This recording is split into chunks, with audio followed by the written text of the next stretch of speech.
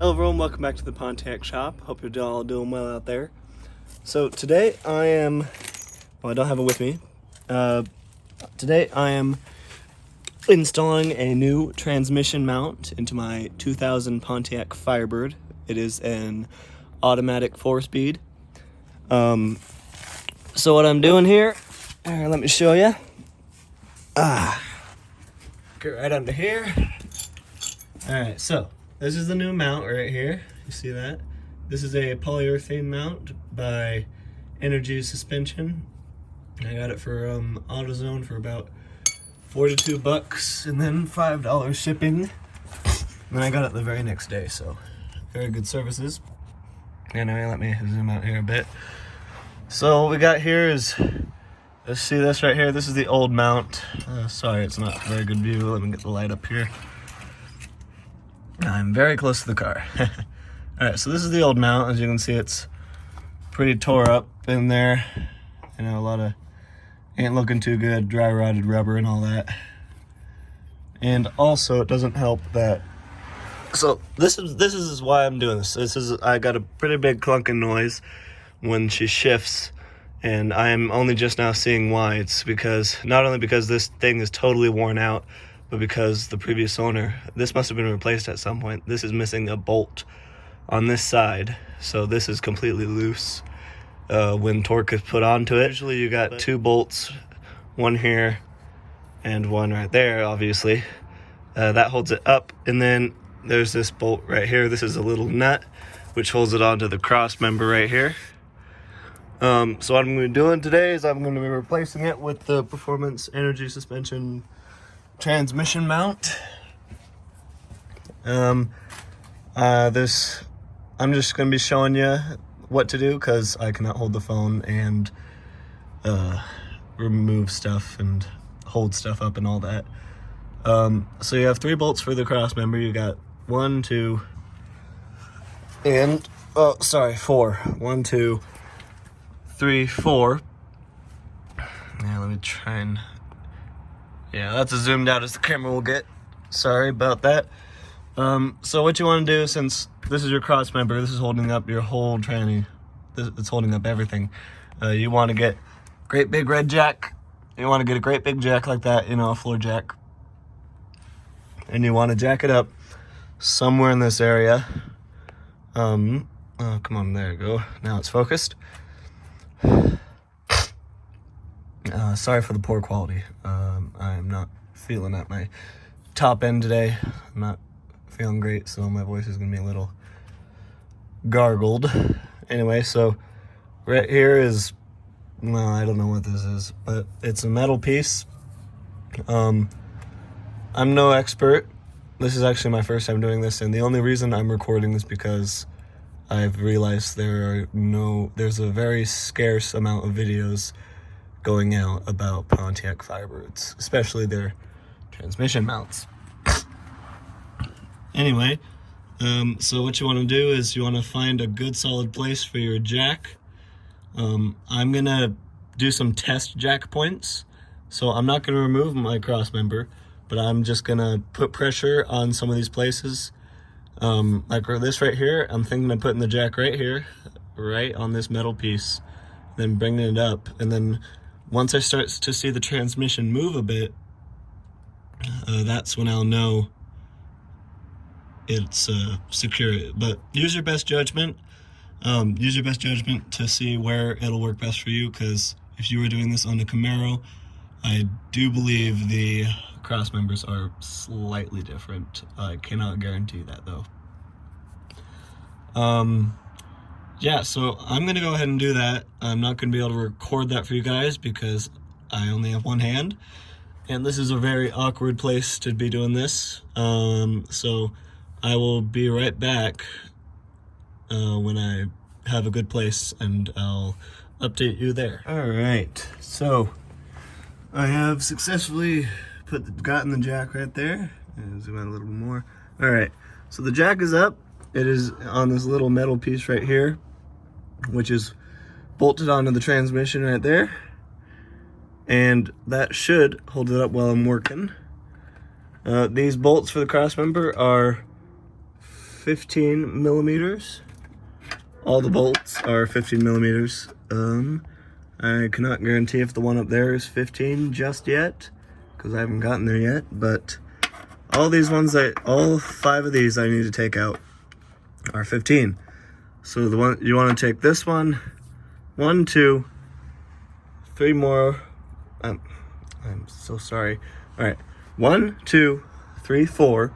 So you got 4 on both ends, 2 on both ends, and then you have the one in the middle, which is a little nut.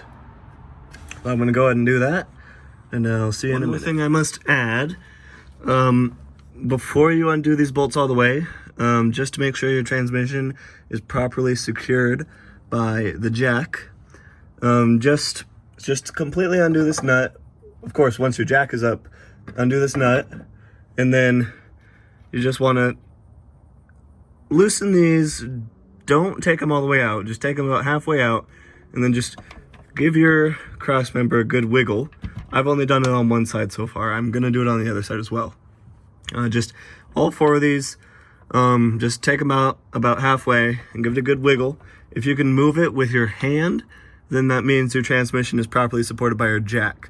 If you cannot move it with your hand, bring up your jack a little more and make sure your transmission is properly suspended, because you do not want to pay for a new transmission, trust me. All right, I'm gonna get the rest of these out, and I'm gonna show you what you gotta do next with this mount here. Alrighty, now I've removed half of the cross member just to show you what happened when I removed this. So this thing is so destroyed. This thing just fell apart when it came out. It just totally came off, and the previous owner didn't even put the other bolt back in, so that's why I'm clunking everywhere. No torque is being transferred into this thing. It's just all go right up into my center console up there, smashing stuff up. So that's why it's doing that. And on top of that, it's all dry rotted. So very good idea that I decided to change this. Anyway, I've gotten the ones on the far side out. I just got to take these guys out as well, and then it is just a simple matter of removing that one and installing that one. Let's get to it. So the cross member is out. All the 4 bolts up there. I still got to remove this, but I just need to tell you guys, be prepared. Once this comes out, this thing is heavy. It's a heavy piece of metal. Be very careful, and if this thing drops down on you, it's gonna hurt. I'm not saying it'll break nothing, but it will hurt.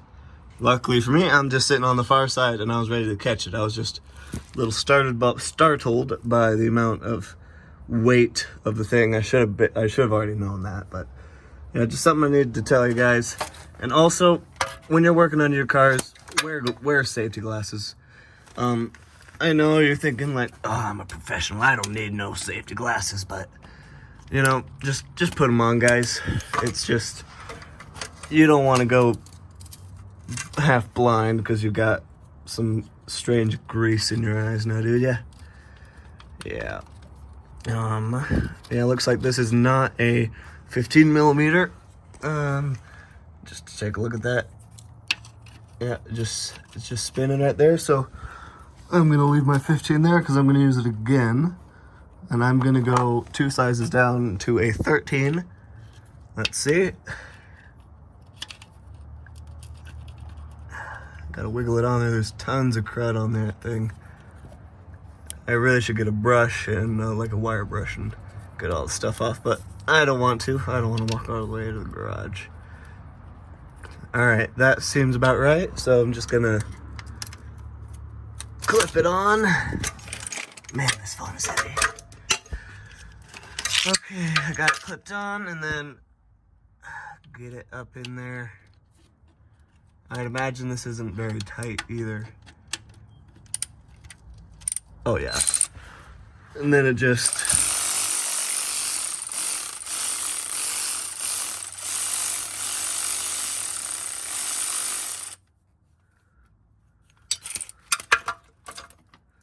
yeah.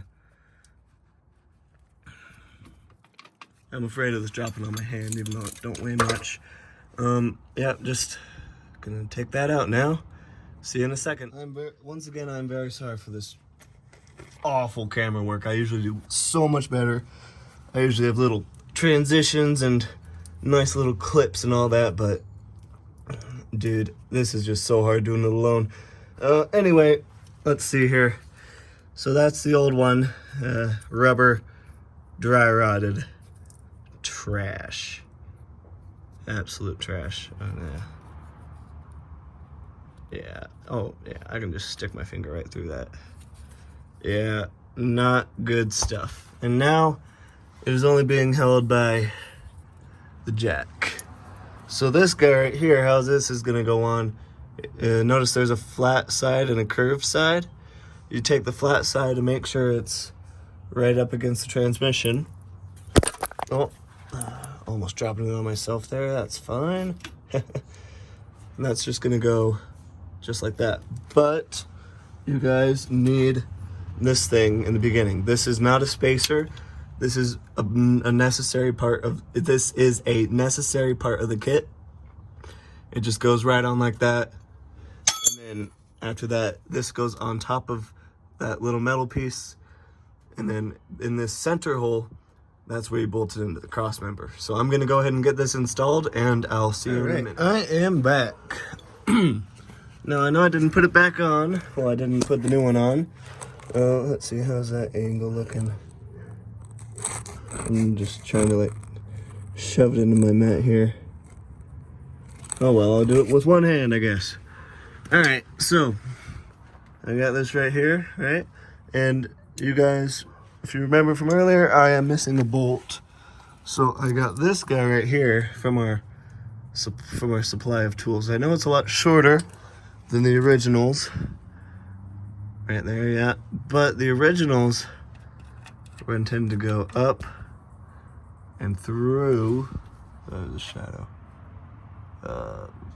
There. They were intended to go up and through the block right there. But this shorter one should do just fine, because it stops just before it does it, just before the flat bit starts up, where it stops being threaded. And this guy should do the job. Now I might remove one of these washers, because I mean it's a lot of washer and it's taking up a lot of bolt. So I'll find out. I'm gonna put those on now, and you will see in just a few seconds. All right, everyone, I've gotten the training mount in place. What I'm doing right now is I have reinstalled the cross member, and you can see that right there. So what's going on here is where the original transmission mount was, it had a lot more, it had a much longer bolt stud to, you know, reach down to the cross member. So now I'm at the jack. I'm about to see how far down my transmission can go and how far it needs to go in order to be able to, you know, get the thing all bolted in. Yeah, let's see. Can I hold this here? No. Sorry guys, I guess you can't watch this part either, but I'll let you know what's going on. All right, great news. I was just under there taking a look, and it looks like the amount has to be lowered a little lower. It should work just fine, so I'm gonna go ahead and jack it back up. Not too much. And I'm gonna loosen the bolts on the transmission mount so I can properly adjust it to get the new bolt in. And also one more thing while I'm still here before we go to the next clip is, so this is the bolt that goes into the new mount, and it doesn't fit in the hole where the stud was, so I'm gonna have to drill out that hole a little bit to get my bolt to fit.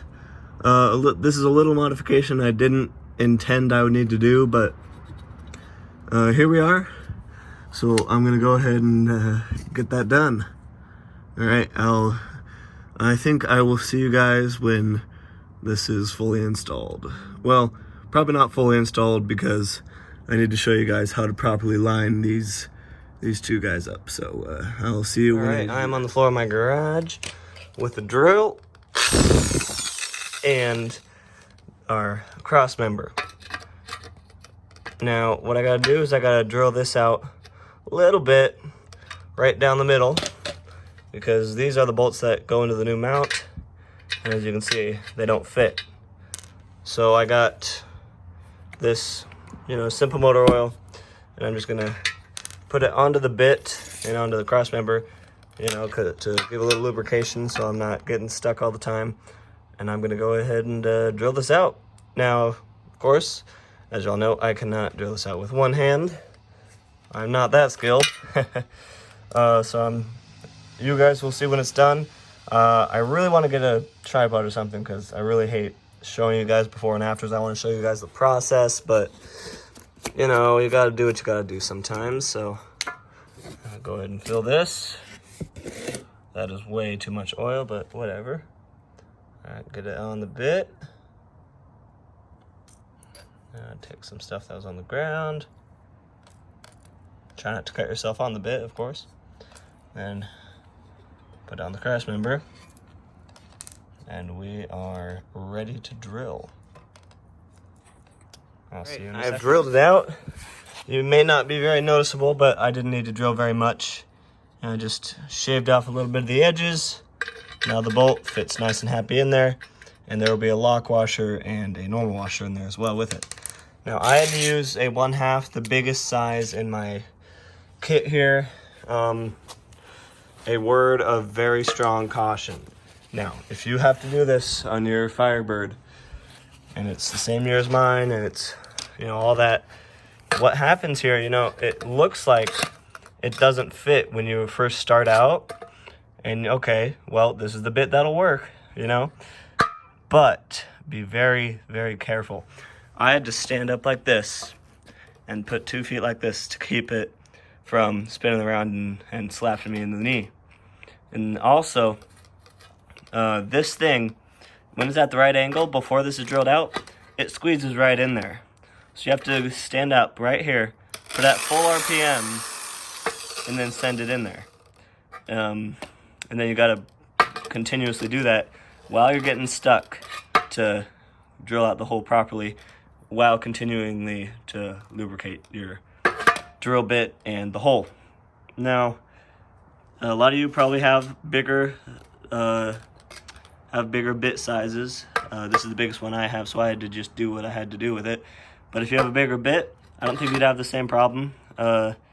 Just to keep that in mind when you are drilling out your cross member. All right, so what I've done is I've just gone ahead and replaced that original factory bolt with an aftermarket one, just to make things look nicer and things easier to do the next time I got to do this. Now, what I've already done is I've gone ahead and tightened these up about hand tight, well, as tight as I can get them while holding a camera. Yep.